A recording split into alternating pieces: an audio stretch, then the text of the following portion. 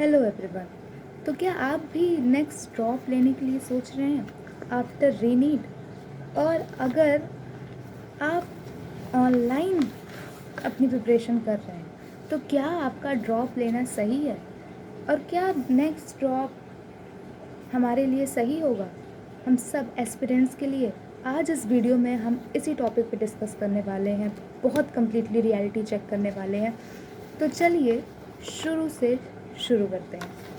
सबसे पहली चीज़ कि ड्रॉप एक वर्ड नहीं है, ड्रॉप एक बहुत बड़ी रिस्पॉन्सिबिलिटी है।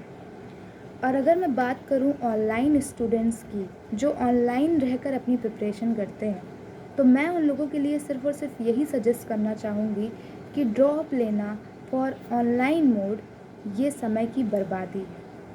अब आप लोग कहेंगे कि ऐसा कैसे? ऐसे तो बहुत सारे बच्चे हैं जो ऑनलाइन तैयार प्रिपरेशन करते थे और ड्रॉप लेके सेलेक्ट हो गए। बहुत सारे कहाँ हैं, सिर्फ कुछ ही बच्चे तो हैं। हमारा माइंडसेट ऐसा है कि हम उन बच्चों को देख के मोटिवेट हो जाते हैं।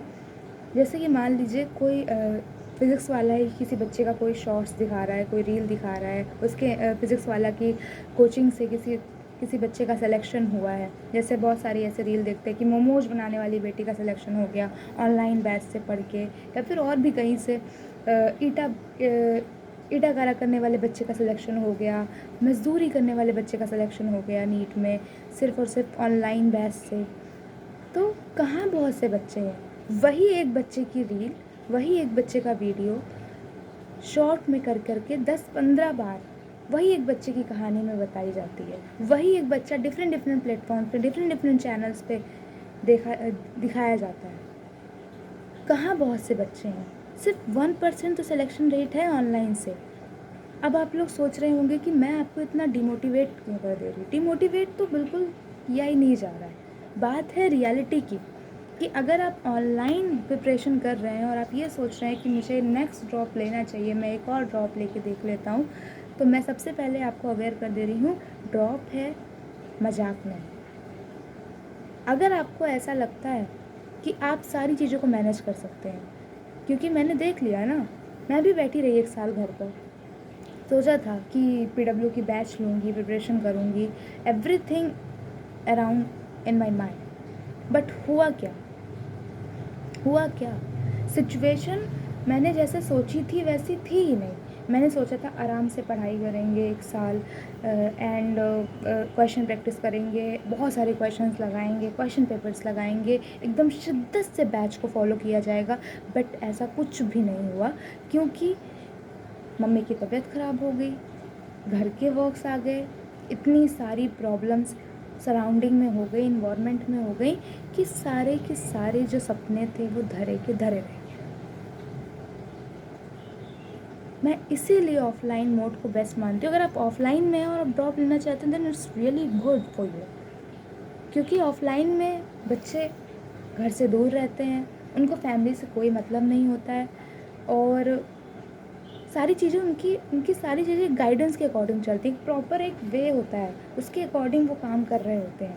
कोचिंग में उनको जैसा बताया जाता है, जो बताया जाता है वो वैसा करते हैं, और शायद इसीलिए ऑफलाइन मोड से सिलेक्शंस ज़्यादा होते हैं as compare to online mode. Online mode से कुछ बच्चों का सिलेक्शन हो जाता है, वही बच्चे हमें बार बार दिखाए जाते हैं, और उन कुछ बच्चों के 2-4 बच्चों की वजह से यहाँ पे लाखों बच्चों की भीड़ बनी पड़ी है। ये बहुत बड़ी रियलिटी है। मैं ऐसा अब बहुत सारे बच्चे ऐसे होंगे जिनकी इकोनॉमिकल पोजीशन मेरे जैसे अच्छी नहीं होगी, और वो सोच रहे होंगे कि हमारे पास तो ऑफ़लाइन का पैसा नहीं है, तो हम ऑनलाइन ही तो कर सकते हैं। हमारे पास कोई ऑप्शन भी तो नहीं है कि हम ऑफ़लाइन जाके अफोर्ड कर लें, जैसे मैं। तो ये बोल देना कि नहीं हो पाएगा सिलेक्शन, ये तो बिल्कुल गलत है। बात ये भी सही है, लेकिन अगर आप सेकेंड ड्रॉप या फिर थर्ड ड्रॉप या फिर फोर्थ ड्रॉप लेने का सोच रहे हैं, तो अपने आप को ये कभी मत बोलिए कि मेरे साथ सब कुछ सही रहेगा। बहुत सारी प्रॉब्लम्स आ सकती हैं। कभी आपके घर में कुछ हो सकता है, कभी आपके घर में किसी की तबीयत ख़राब हो सकती है, आपके घर में कभी कुछ भी इन्वायरमेंट ख़राब हो सकता है, आपको कभी फाइनेंशियल कंडीशन से बहुत ज़्यादा जूझना पड़ सकता है, आपको कभी ऐसा लगेगा आप डिमोटिवेटेड फील करोगे, आपको बहुत सारी चीज़ें ऐसी आपकी लाइफ में आएंगी जो आपको ये पढ़ने से रजिस्ट कर देंगी। वहाँ पे एकदम बिल्कुल आपकी जो पढ़ाई होगी वो पीक से लेके 0 तक चली जाएगी। अगर आप खुद से ये कह रहे हो कि नहीं, मैं तब भी पढ़ूँगा, मैं तब भी पढ़ सकता हूँ, मैं तब भी टाइम निकाल के कुछ ना कुछ करके मैं अपना सिलेबस रिवाइज़ करूँगा, क्वेश्चन सॉल्व करूँगा, उस टाइम में भी मैं अपने आप को खड़ा रखूँगा या रखूँगी, then this is for you. आप ड्रॉप ले सकते हैं, बिल्कुल लीजिए ड्रॉप लेने में कोई बुराई नहीं। लेकिन अगर आपको नहीं लगता कि आप इतनी शिद्दत, इतना 100% आप दे पाएंगे उस सिचुएशन में भी, क्योंकि वो सिचुएशन बहुत टफ होती है, मैंने देख लिया है भाई, नहीं बन पाता फोकस। मैं नहीं बना पाई फोकस। मैं इतना ज़्यादा पढ़ाई के प्रति जब सिंसियर रहने वाली लड़की हूँ, तो मैं फोकस नहीं बना पाई। हो सकता है आप लोग बना लें, लेकिन मैं नहीं बना पाई फोकस। तो ये वीडियो आपके लिए इसीलिए था, आपको अवेयर करने के लिए था, ऐसा कोई डिमोटिवेट नहीं करना था, लेकिन ये रियलिटी है।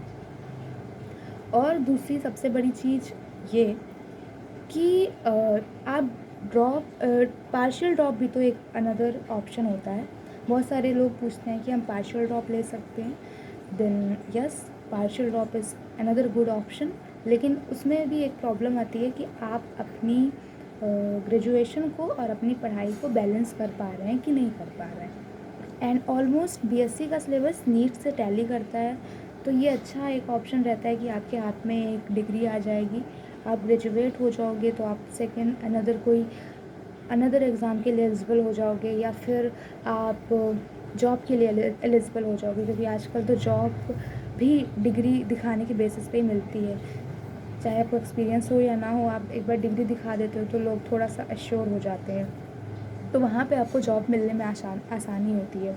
तो यही था all about the video. And